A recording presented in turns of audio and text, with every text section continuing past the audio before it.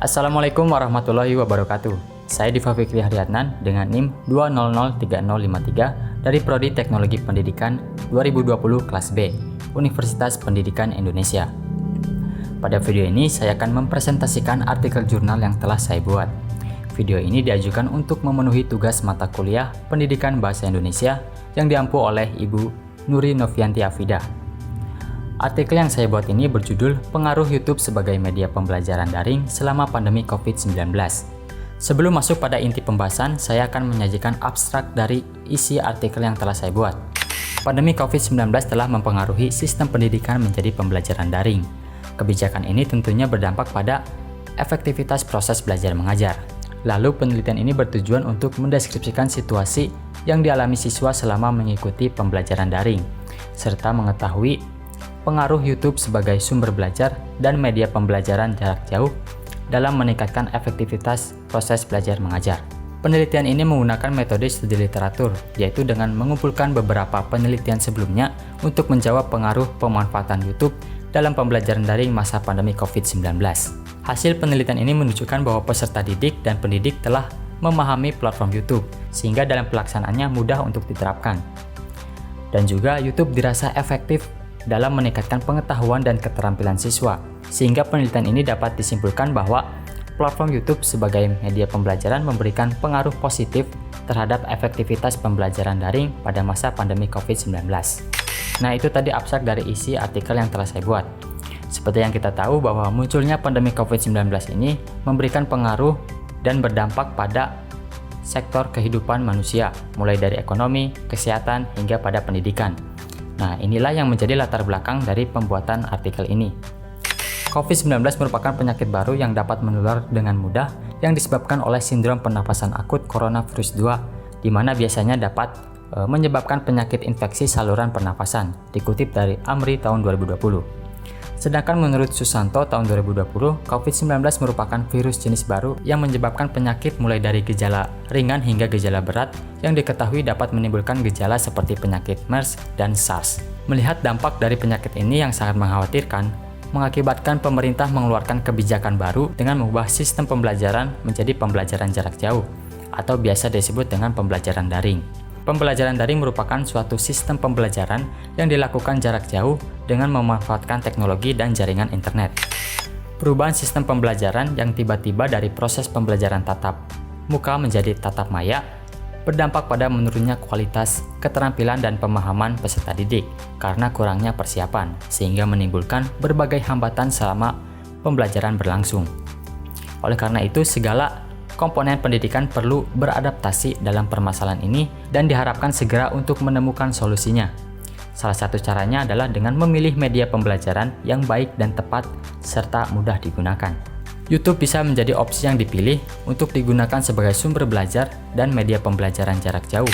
YouTube merupakan situs web online terbesar dan paling populer di internet, yang mana mengizinkan pengguna untuk menonton ataupun mengunggah videonya ke YouTube secara gratis, menurut Samosir et al. Tahun 2018. Melihat dari banyaknya pengguna YouTube dari berbagai kalangan usia, menjadi peluang penggunaan platform YouTube sebagai media pembelajaran dalam meningkatkan efektivitas proses belajar mengajar. Nah, berdasarkan uraian tadi, penelitian ini bertujuan untuk mendeskripsikan situasi yang dialami siswa selama mengikuti pembelajaran daring, serta mengetahui pengaruh YouTube sebagai sumber belajar maupun media pembelajaran dalam menunjang efektivitas proses belajar mengajar secara daring. Untuk metode penelitian yang digunakan adalah studi literatur, yaitu jenis penelitian kajian literatur dengan mencari referensi teori atau menghimpun data-data yang relevan terkait topik yang telah ditetapkan untuk dibahas dalam suatu penelitian, HAPSI tahun 2017. Sejalan dengan itu, Hutasu tahun 2019 juga menyatakan bahwa kajian literatur merupakan jenis penelitian yang mana datanya diperoleh dari sebuah literatur dengan menggunakan metode pengumpulan data berupa dokumentasi, yaitu menganalisis data-data yang telah dikumpulkan mengenai topik yang akan dibahas secara deskriptif. Pada hasil dan pembahasan ini akan dibahas situasi pendidikan yang diakibatkan dari adanya COVID-19, yang akan dimulai dari menjelaskan dampak pandemi COVID-19 terhadap dunia pendidikan dan dilanjutkan dengan hambatan yang timbul selama pembelajaran daring. Kemudian akan dijelaskan juga mengenai pemanfaatan YouTube dalam dunia pendidikan khususnya pembelajaran daring. Dampak yang ditimbulkan dari adanya musibah COVID-19 ini mengakibatkan terganggunya aktivitas manusia di bumi yang berdampak buruk pada berbagai aspek kehidupan manusia, mulai dari aspek kesehatan, ekonomi, bahkan pada aspek pendidikan. Khusus pada aspek pendidikan, mengakibatkan perubahan sistem pembelajaran menjadi daring. Hal ini menjadi kebijakan pemerintah yang cukup efektif, mengingat pentingnya pendidikan bagi peserta didik. Hidayati tahun 2016 juga menyatakan bahwa pendidikan ini menjadi barometer tingkat kemajuan dan pembangunan bangsa, sehingga mau tidak mau proses pembelajaran harus tetap dilaksanakan. Meskipun dalam pelaksanaannya, perubahan sistem pembelajaran secara tiba-tiba ini berdampak pada menurunnya kualitas keterampilan dan pemahaman peserta didik karena kurangnya persiapan. Hal tersebut pastinya disebabkan oleh hambatan-hambatan yang terjadi selama kegiatan pembelajaran daring berlangsung. Pada penelitian yang dilakukan oleh Amalia dan Saadah tahun 2020, menyatakan bahwa sebagian besar sekolah dapat berjalan dengan cukup baik sebagaimana mestinya. Meskipun masih ada kekurangan atau kendala yang dialami karena keterbatasan kemampuan adaptasi dan penguasaan teknologi informasi baik oleh pendidik maupun peserta didik, sarana prasarana yang kurang memadai, dan akses internet yang terbatas. Beberapa kendala yang dialami oleh guru ataupun pendidik menurut Rigianti tahun 2020 diantaranya adalah: yang pertama, kurangnya keterampilan menggunakan aplikasi pembelajaran. Yang kedua, kurang stabilnya internet dan keterbatasan gawai. Yang ketiga, sulitnya pengelolaan pembelajaran daring. Kemudian yang keempat, sulitnya melakukan penilaian. Dan yang kelima, kurangnya pengawasan.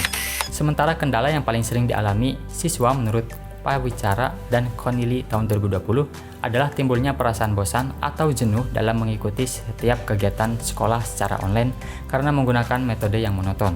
Pernyataan tersebut juga diperkuat dengan adanya survei yang dilakukan oleh UNICEF terhadap 4.016 responden dari 34 provinsi dengan rentang usia 14 hingga 24 tahun pada awal Juni 2020.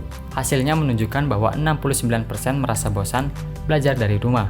Responden mengalami dua tantangan utama, yaitu 35% kesulitan akses internet dan 38% kurangnya bimbingan guru. Melihat hambatan-hambatan yang muncul selama pembelajaran daring, menuntut pendidik agar dapat melakukan pemilihan serta penggunaan media pembelajaran yang tepat agar dapat mencapai tujuan pembelajaran yang telah ditetapkan dan minimalnya dapat mengurangi hambatan selama pembelajaran daring.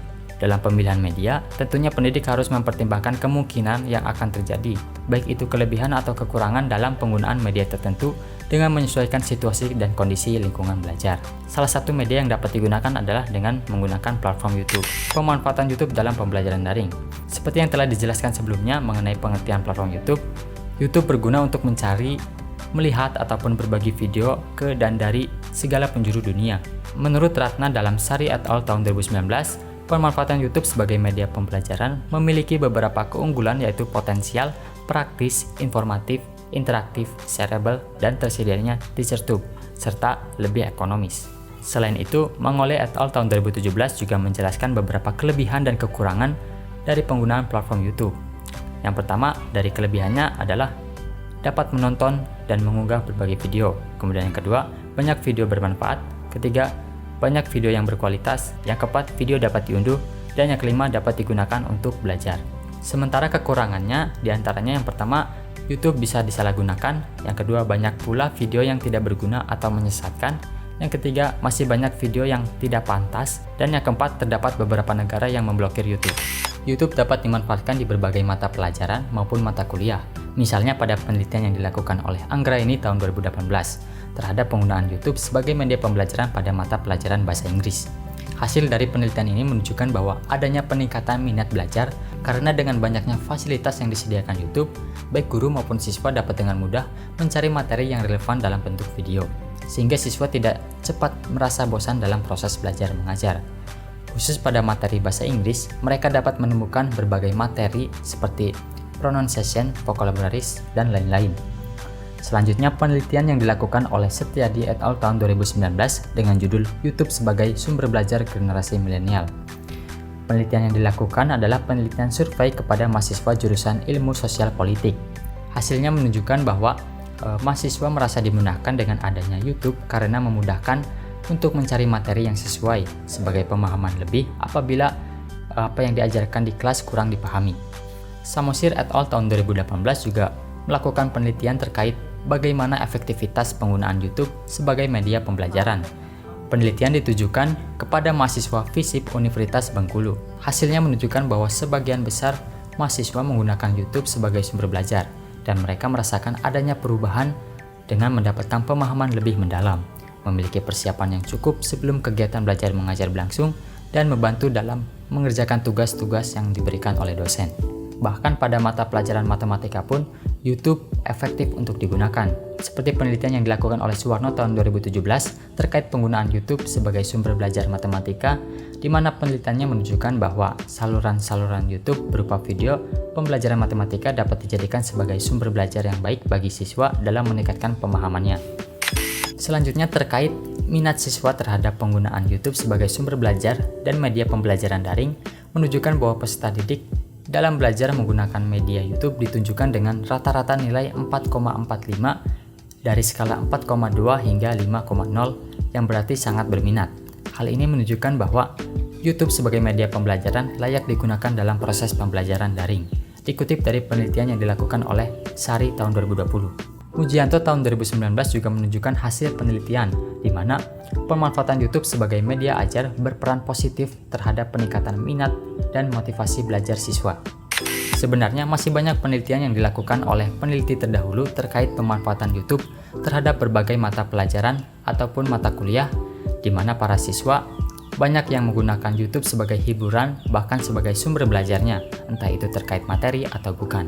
Sebagai sumber belajar, YouTube lebih membantu siswa dalam memperdalam materi dibandingkan hanya mencari atau membaca di Google, ataupun hanya mendengarkan dosen dalam menyampaikan materinya. Apalagi YouTube menyajikan dengan berupa video dan bisa diputar berulang kali dalam jangka waktu yang panjang, sehingga para siswa tidak akan lagi tertinggal materi. Meskipun memang masih ada hambatan-hambatan yang muncul seperti kesulitan dalam menemukan video yang berkualitas, kemudian masalah koneksi yang fluktuatif, video yang direkomendasikan YouTube terkadang tidak berhubungan dengan apa yang kita cari, serta bisa saja siswa terdistraksi oleh video-video di luar lingkup materi pelajaran. Oleh karena itu, penggunaan YouTube juga sebaiknya dijadikan sebagai media pembelajaran sekunder, karena tetap saja peran pendidiklah yang menjadi ujung tombak keefektifan pembelajaran daring. Pada awal pembelajaran, pendidik dapat menggunakan video conference sebagai pemahaman awal ataupun sebagai introduction. Berikutnya beralih dengan menggunakan YouTube sebagai sumber belajar sekaligus media pembelajaran dalam memperdalam pemahaman. Video yang harus ditonton juga harus berkaitan dengan materi yang dibahas. Untuk itu pendidik harus memilih video yang direkomendasikan, ataupun sebisa mungkin pendidik dapat membuat video pembelajarannya sendiri agar lebih relevan, lalu diunggah ke YouTube dan diberikan kepada siswa untuk dipelajari. Ataupun pendidik dapat memberikan tugas kepada siswanya untuk membuat video terkait materi yang dibahas. Selain dapat memberi materi lebih dalam, memberikan tugas pembuatan video juga dapat melatih keterampilan dan kemampuan berbicara peserta didik menjadi lebih baik. Berdasarkan hasil penelitian dan pembahasan yang diperoleh melalui studi pustaka dari para peneliti yang telah melakukan penelitian terkait topik bahasan yang relevan dengan tujuan dari artikel ini, maka dapat disimpulkan bahwa rata-rata penggunaan YouTube sebagai sumber belajar maupun media pembelajaran berpengaruh positif dan efektif untuk digunakan dalam pembelajaran daring. Alasannya platform YouTube ini mudah digunakan, serta berisikan berbagai macam video pembelajaran yang menarik secara online dan gratis. Selain itu juga, YouTube ini dapat digunakan pada berbagai jenis mata pelajaran ataupun mata kuliah. Selain itu, penggunaan YouTube juga dapat meningkatkan minat belajar siswa sehingga berpotensi mengembalikan serta meningkatkan kemampuan dan keterampilan siswa. Meskipun demikian, tidak dapat dipungkiri bahwa YouTube juga memiliki kendala dalam penerapannya, seperti kurangnya interaksi dengan guru, siswa terdistraksi oleh video yang lain, memerlukan jaringan internet, dan lain sebagainya. Namun tetap saja melihat dari banyaknya pengguna YouTube semakin menambah peluang keefektifannya sebagai media pembelajaran. Sebagian besar orang tua pun telah mengetahui dan cukup paham dengan platform YouTube, sehingga orang tua juga bisa mendampingi anaknya dalam pembelajaran daring ini. Minat dan motivasi peserta didik juga meningkat ketika menggunakan platform YouTube, sebab dalam YouTube berisikan berbagai macam bentuk video yang menarik untuk disimak serta dapat ditonton berulang-ulang kapan saja, di mana saja, dan oleh siapa saja. Terlebih dengan adanya fitur download yang memudahkan siswa untuk mendownload terlebih dahulu untuk ditonton nanti. Hal ini juga dapat lebih menghemat penggunaan kuota internet.